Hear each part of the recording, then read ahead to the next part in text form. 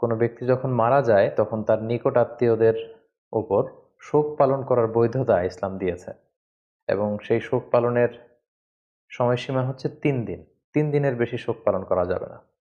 আমার বাবা যদি মারা যায় কিংবা আমার মা যদি মারা যায় বা আমার আত্মীয় স্বজন কেউ যদি মারা যায়, সেক্ষেত্রে শোক পালনের বিধান ইসলামে রয়েছে, এটাকে উৎসাহিত করা হয়েছে, এবং সেটার বৈধতা হচ্ছে মাত্র 3 দিন।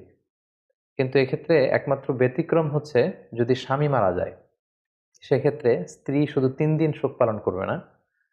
স্ত্রীর জন্য শোক পালনের বিধানের সময়টা ইসলামের শরিয়া এটাকে অনেক লম্বা সময়, পিরিয়ড অফ টাইম হিসেবে নির্ধারিত করেছে, আর সেটা হচ্ছে 4 মাস 10 দিন।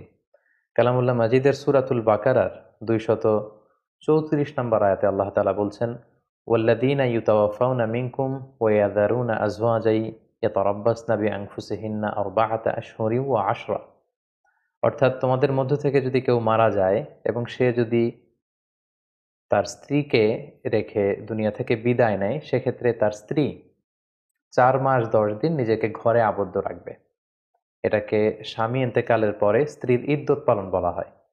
তাহলে এই আয়াত থেকে আমরা বুঝতে পারলাম যে আমাদের অন্যান্য আত্মীয় স্বজন যদি মারা যায়, সেক্ষেত্রে আমরা 3 দিন শোক পালন করতে পারবো। কিন্তু যদি স্বামী মারা যায় কোনো নারীর, সেক্ষেত্রে সে নারী 3 দিন নয়, তিনি 4 মাস 10 দিন ইদ্যত পালন করবেন।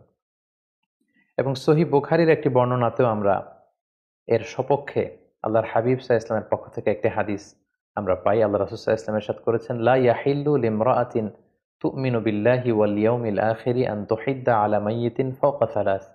অর্থাৎ কোনো নারীর জন্য এটা বৈধ নয় কিংবা শোভনীয় নয় যে সে তার কোনো মৃত আত্মীয়ের ব্যাপারে শোক পালন করবে 3 দিনের বেশি। এটা শোভনীয় নয়।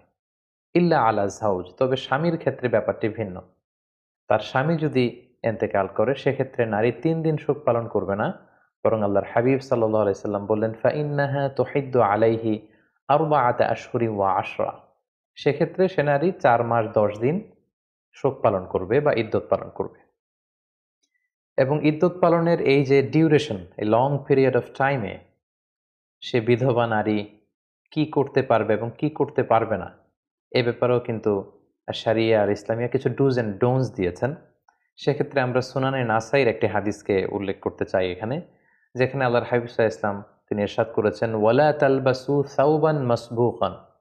অর্থাৎ এই 4 মাস 10 দিনের লম্বা সময়কালে কোনো বিধবা নারী কোনো রঙিন কাপড় পরতে পারবেন না। ওয়ালা সাওবা আসবিন, এমব্রয়ডারি করা, ডিজাইন করা কোনো জামা কাপড় তিনি পরবেন না। ওয়ালা তাকতাহিল, এবং সে নারী চোখে কাজল ব্যবহার করবেন না। ওয়ালা তুমশিত, সৌন্দর্য বর্ধনের জন্য চুল আঁচড়াতে পারবেন না। ওয়ালা তামাসসু তিবান, কোনো পারফিউম ব্যবহার করতে পারবেন না। তাহলে এই হাদিসের আলোকে কিন্তু একজন বিধবা নারী কি করবেন এবং কি করবেন না, সেটার একটা রোডম্যাপ কিন্তু আমরা এই হাদিসের মাধ্যমে পেয়ে